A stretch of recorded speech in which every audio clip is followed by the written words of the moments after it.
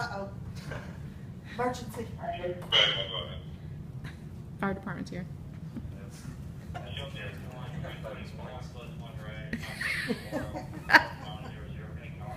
Okay.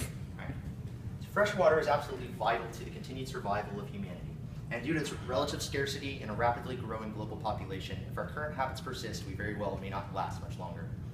As our water supply becomes more strained by a rising global population and further reduced by pollution, it is imperative that we adopt a conservation-oriented approach to water use. The U.S. is one of the highest per capita water use rates in the world, and our habits and high standard of living are large contributors to the problem of water shortages. As a geography major, I've been lectured extensively on water-related issues, and all additional information in this presentation comes from the articles Water Quality and Ignore Global Crisis, Water Facts, and Water Use Today. Water is one of the most important and scarcest resources on the planet today, and the necessity of conservation has never been greater. Small changes in our personal habits, such as reducing water use and water pollution, and staying informed about water-related issues can go a long way to curtail the planet's growing shortage of fresh water. The first step in adopting a conservative approach toward water use is recognizing and appreciating the necessity of such practices. The water may seem to be available in abundance, particularly in countries like the US. It is one of the scarcest resources on the planet and should be treated as such, especially considering the threat of pollution and the increasing magnitude of the global population. So water covers about 70% of the Earth's surface, as I'm sure most of you know, though the vast majority of this is not drinkable and even less is accessible. So potable fresh water only constitutes about 3% of the water on the planet, and about 2/3 of this is locked up in glaciers, and a large portion of the rest of it is groundwater, some of which is accessible, some of which isn't.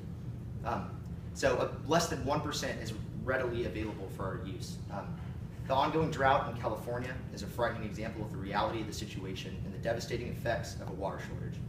Texas is highly susceptible to the same conditions, as exemplified most recently by the 2011 drought, making the need for conservation here all the more prevalent.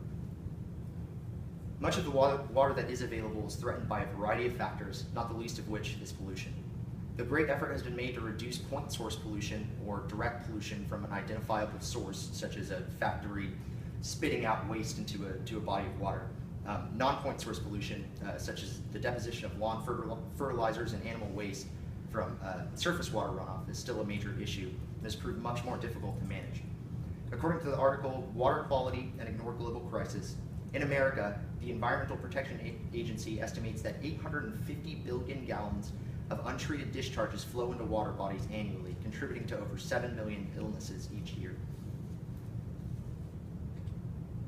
So arguably the most significant threat to our supply of fresh water is a rapidly increasing global population. At the current growth rate, the population is increasing by about 80 million people per year, but our supply of water has obviously remained relatively constant. With increasing standards of living around the world, demand for fresh water has skyrocketed, and according to the article Water Facts, and this quote is right here, with global consumption estimated to double every 20 years, by 2025, up to 60% of the world's population is expected to live in areas without adequate water supply. And so this chart is basically showing the areas that will be most affected. The warmer the color, the more severe the issue by 2025. Of course, these are just statistical estimates, but much can be done on a personal level to curtail our growing water shortage. Though the solutions are not necessarily easy, small gradual changes can go a long way in helping conserve the global water supply. Reducing water use is the most obvious way to affect change. The U.S. uses more water per capita than almost any country in the world, with an average use of around 100 gallons per day. And Texans use about 80 gallons a day. Many measures can be taken to reduce water use, such as reducing the number of days per week you water your lawn, installing low-flow amenities if it's cost-effective, and simply taking shorter showers. In addition to the warm, fuzzy feeling of being a good Samaritan, such measures can also save you a significant amount of money on utilities. And this is, the bottom chart is showing how much water is used per capita daily in these different countries. I don't know if you can make that out.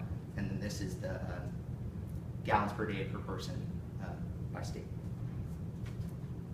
Oh, and the percentages are the projected population increase by 2030.